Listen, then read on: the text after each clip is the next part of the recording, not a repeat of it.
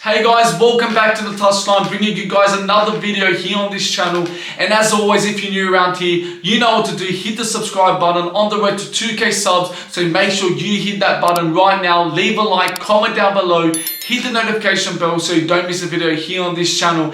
And today we're going to be grading every single NRL team this year's performances in 2024. And before we get into the video, this video has been recorded on Friday afternoon. So by the time this has been uploaded, the ladder might have changed. So stick around. Hopefully you guys enjoy this video. We've been changing up rather than the vlogs and the podcast. Changing it up so you guys can have a chance to interact with these videos and have your say on each team's performances this year. So let's get into the video. The first team we're going to be talking about is the Melbourne Storm. And of course on the ladder, as you can see on the screen, they are currently sitting in first position. Their attack is ranked 7th in the competition. They are ranked the third best defense in the competition. Their points difference is currently plus 83. And their best player so far this year is Alicia Katoa, in my opinion. So I think their season this year has been pretty inconsistent. I don't think we've seen the best of Melbourne Storm this year. Even though they are in first position, I don't think it reflects how good they've been. I don't think they've been the best at all this year.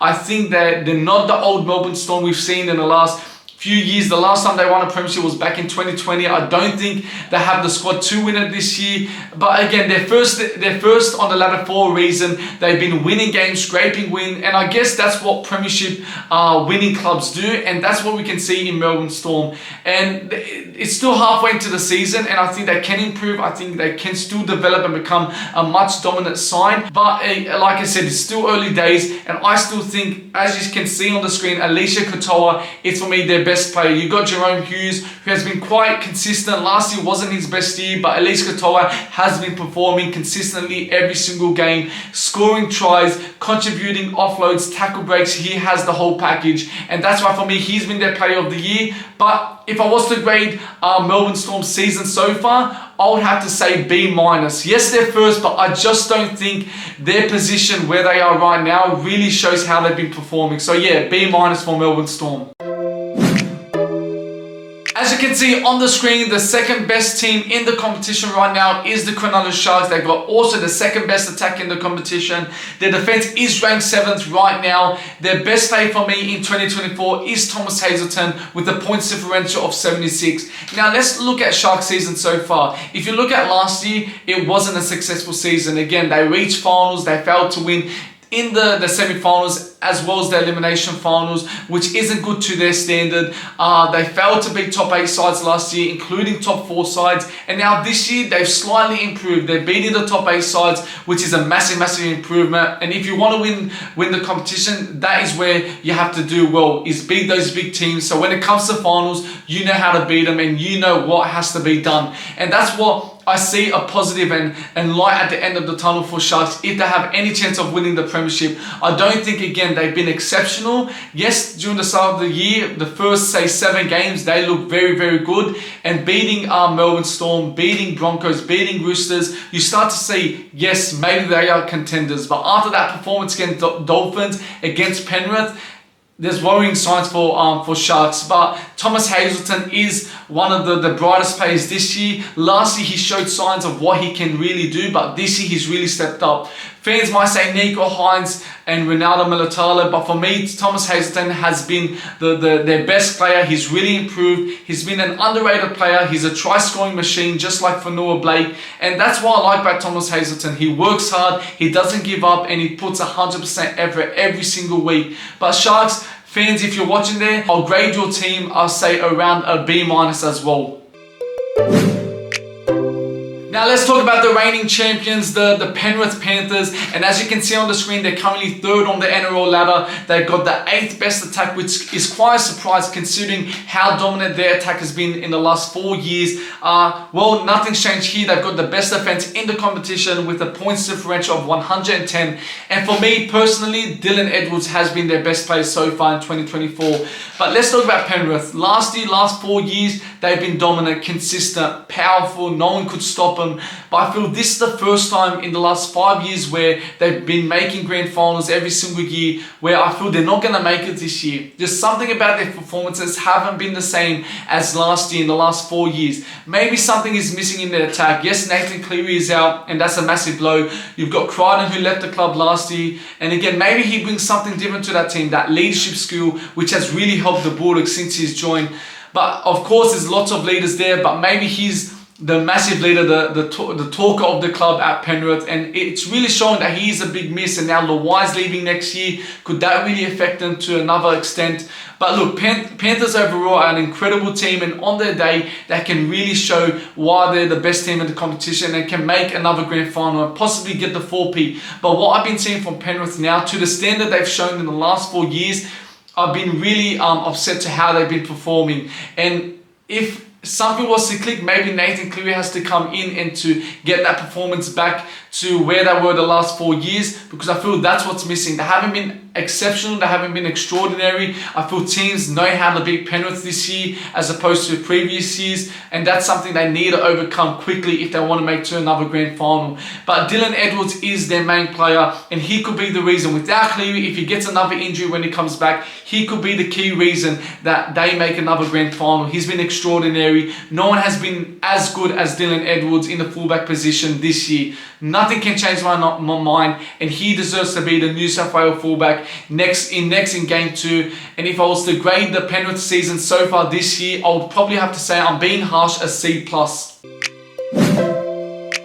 Now let's talk about the newly promoted side, Dolphins. In the last 2 years, they're currently ranked 4th on the NRL ladder. They've got the 4th best attack and the 6th best defense. Their points differential is currently positive 66, and for me, their best player surely is Katoa. Now quickly, let's recap their season last year. Lots of injuries: Sullivan, the Bromwich brothers, Kafusi, long-term injuries, and from there, you knew it was a write-off season. Wayne Bennett couldn't do much. He just had to put out a squad and hope for the best. And again, write-off season, but again, in 2024, we've seen a complete different Dolphins side, and for me right now, they've been the standout. Of course, Bulldogs is up there, but Dolphins for me, from 14th with the injuries they had to come to 4th under Wayne Bennett is exceptional, and credit to them, what Wayne Bennett has done to this team. They've got the players fit, he's got them ready and performing in a very professional way, and they're structured well. Last year, I don't feel they were structured to a great extent, but this year I've seen a much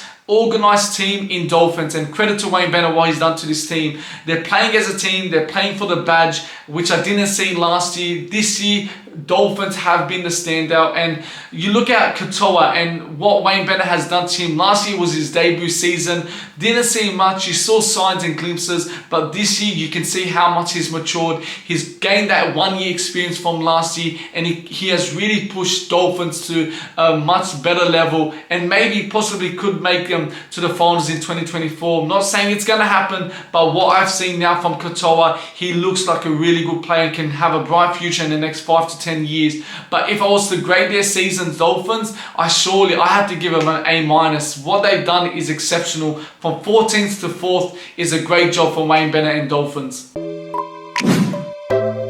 Moving on to my beloved Bulldogs, we're currently sitting 5th on the NRL ladder, which we have not seen for the last 7 years, ever since we haven't made finals. We've got the 9th best attack, which again, we're slowly getting better in attack. That's been a problem for the last 7 years, but we're getting there. We've got the 2nd best defense. Credit to Serrata, what he's done to his defense is incredible, and I always had doubts about him. He's a defensive coach, not showing it in 2023, but he's really proved me wrong, and I'm so happy about that. Points differential is positive 81, and for me it was between Kiros or Matt Burton, but I'm going to give Matt Burton as Bulldogs Player of the Year in 2024. Dogs have just really blown my mind away. We started the season pretty slow, back-to-back defeats against Sharks and Parramatta, then slowly you could see what we were trying to do defensively. We were winning games. Unfortunate not to get the win against Rabbitohs. We got robbed that game. Melbourne, unfortunate once again. Burton missed those 2 kicks. If he had gotten it, we would win the games. The game Raiders at Suncorp, once again, unfortunate. It's just little fine margins that we are lacking in moments of the games. And if we had won those games against Melbourne, Raiders and Rabbitohs, surely would have been in the top 2 by now. We lost 6 points from those games. But ever since then, I'm so happy with the performances from Dogs, where we're showing the fight, the passion for the club. The Dogs of War mentality is back. The fans are back. The culture, the winning culture is back. And I've not seen that in the last 7 years. So credit to Serrato, credit to Phil Good, what he's done with the youth system, developing players into the squad. He's really stabilized the club, and I'm just so happy to be a Bulldogs fan right now. And it's about time we put the club where we're supposed to be and hopefully win that premiership in 2024. But Matt Burton, again, it was a close one. It was Eva Kiraz, who for me has been the one up there as the best winger this year, but Matt Burton has been extraordinary. Started once again the season pretty slow like last year. I don't think it was the best year, but this year, after say after the first 4 rounds, we have seen a different Burton scoring tries. I'm pretty sure it's 8 or 9 tries this year. Got a few assists under his belt. His kicking game, talking about conversion wise, hasn't been the best, but again, he's bringing his Burton bombs back, which is causing lots of problems for the defense of the team, the opposition team, and his grubbers. He's controlling the game, his dummies, his attacking play has been so efficient, and he's really developed from one year to another, and I'm just so proud from Burton. But yeah, if I was to grade the season, if I put Dolphins A-, I have to put Bulldogs A- as well. Just from 15th to 5th is an incredible job. Now let's talk about the Canberra Raiders. I've said it so many times. For the last 5-10 years, man, I just see Raiders as an inconsistent side. They win good games and they lose bad games. And that's what we're seeing this year. Now you look at them, they're ranked 6th on the ladder. They've got the 13th best attack in the competition. They are ranked 10th in best defense. Their point differential is -37. And it just shows how their season is going. And if I was to choose my best player for Raiders this year, it's either between Kayo Winks or Ethan Strange. 2 players that have had their debut seasons. I would edge Kayo Winks, but just because he's played 5 games, it wouldn't be fair if I did not put Ethan Strange. But Raiders, yeah, again, bad and good games, so inconsistent. They're just lacking something. I don't know if it's the style Ricky Stewart wants them to play, that gritty, hard-working team that puts every single game. And I think ever since Fogarty left, ever since he got injured, I feel they weren't that structure lost. I feel Fogarty gave him that control, that dominance in when they had the ball in their hand. Attacking, they looked good when he was there. I'm not disrespecting Kayo Winks. I think he's done an extraordinary job. I honestly think he's better than Ethan Strange. He will be a better player than him in the next 5 years. But as it stands, Fogarty has been a massive miss, and I don't know how long he's injured for and when he'll come back, but he is a key player in that team. And ever since he's left and ever since he's got injured, you can see how far Raiders have dropped. And look, I don't think they'll make finals, Raiders. I did predict them on the NRL ladder as 10th. Everyone doubted them, thinking they won't perform. I still think they're a good team. They're a good squad on their day, but as it stands now, I haven't been impressed for them. So if I was to grade their season so far, I would have to say it's a C-. Now let's talk about the Sydney Roosters, who are currently 7th on the ladder. They've got the best attack in the competition by far. They're even ranked top 4 of best defense, which is incredible so far. Attack and defense is ranked in the top 4. Their points differential is the best in the competition with 133. And for me, their star player is Angus Crichton. Now Roosters have improved massively this season. Last year and the previous year, just inconsistent every single game. They have good games and bad games, and this year they've really improved, especially Sam Walker, who's really stepped up ever since he bursted into the scene. Lots of hype and praise around him. Last year wasn't the best, but this year he's really matured. He's learnt a lot in the last 2 years when he first debuted and came about into the NRL. But yeah, he's really impressed me, and he has really gave us stability and structure in the Roosters attack, and that's why the attack is shining. Great attacking players all around the pitch. You've got Sam Walker, Luke Keary, Tedesco, Joseph Manu, Dominic Young. It's such an incredible world-class team that I wouldn't be surprised if Roosters don't win it this year. An incredible squad, and they've really improved this year. Yes, they've had moments this year where I was quite shocked that they lost. You had the Manly back in round 2, I'm pretty sure. The Bulldogs, when they got absolutely destroyed. It was a game of 2 halves, but if you look at the bigger picture, it was worrying signs in that game. But Roosters overall, I've been impressed.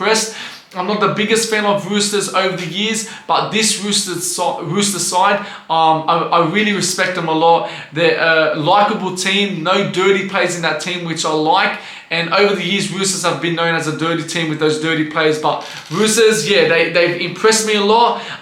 The player of the year for me, like I've said, is Angus Crichton.